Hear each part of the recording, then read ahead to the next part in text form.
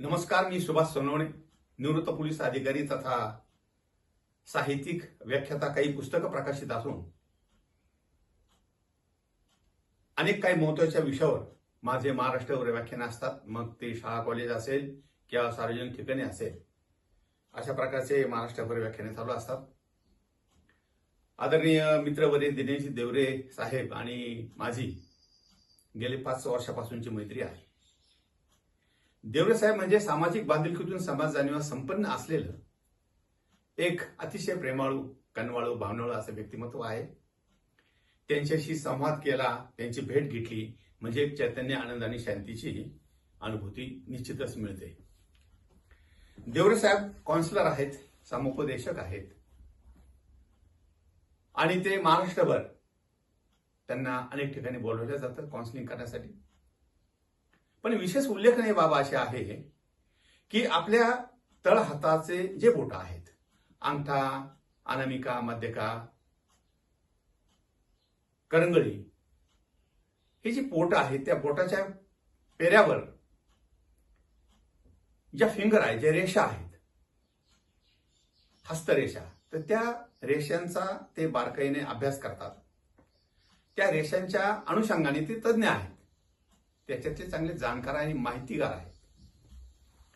आणि म्हणून जेव्हा जेव्हा त्यांना बोलवलं जातं तेव्हा ते बोटाच्या पेऱ्याचे ठसे घेतात आणि त्याचा सखोल बारकाईने अभ्यास करून ते आपलं मत त्या व्यक्तीच्या विषयी मांडतात. त्याला एक वैज्ञानिक आधार आहे आणि हा वैज्ञानिक आधार घेऊनच पोलीस खात्यामध्ये सुद्धा सॅडी क्राईमला एक फिंगरप्रिंट विभाग आहे. जिथं काही गुन्हे घडले जातात अशा ठिकाणी हे पथक पाचारण केलं जातं.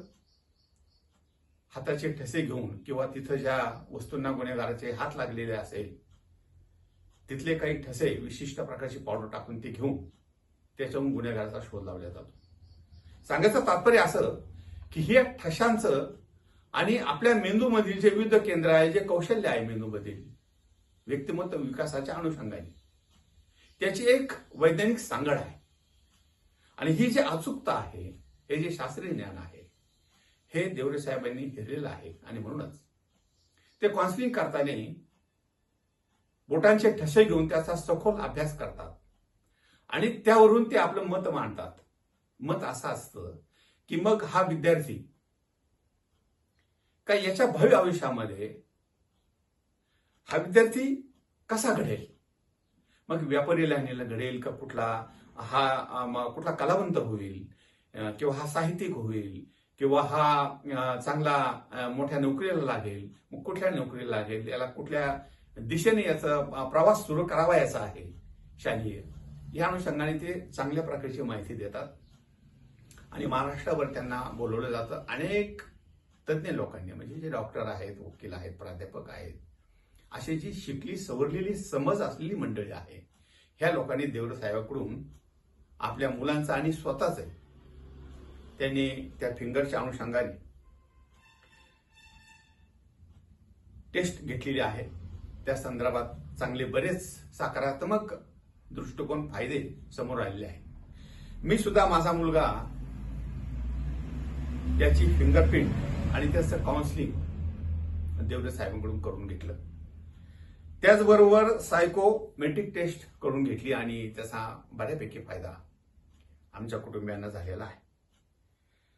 तर सांगायचं तात्पर्य असं आहे की सामाजिक दृष्टिकोनातून आजच्या स्पर्धेच्या युगात, धावपळीच्या युगामध्ये आपल्या मुलांचं काउन्सिलिंग करून घेणं, समुपदेशन करून घेणं किंवा त्यांच्या फिंगरप्रिंट्सच्या द्वारे हा मुलगा कुठल्या दिशेला जाईल जीवनाच्या प्रवाहामध्ये,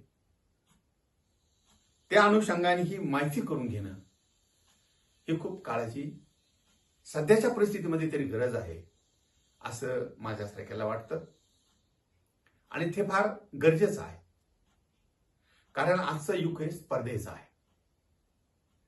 गमतीचा भाग असा आहे की एखादा MA, सेकंड PhD झालेला विद्यार्थी असेल पण त्याला नोकरीच नसती, परंतु त्याचाच एक जोडीदार आहे की तो 7वी 8वीला 10वी पर्यंत शाळा शिकून तिने शाळा सोडलेली आहे आणि तो एक वडापावची गाडी चालवतो आहे किंवा चहाचा ठेला चालवतो आहे आणि दर महिन्याला तो गडगंज पैसे कमवतो आहे.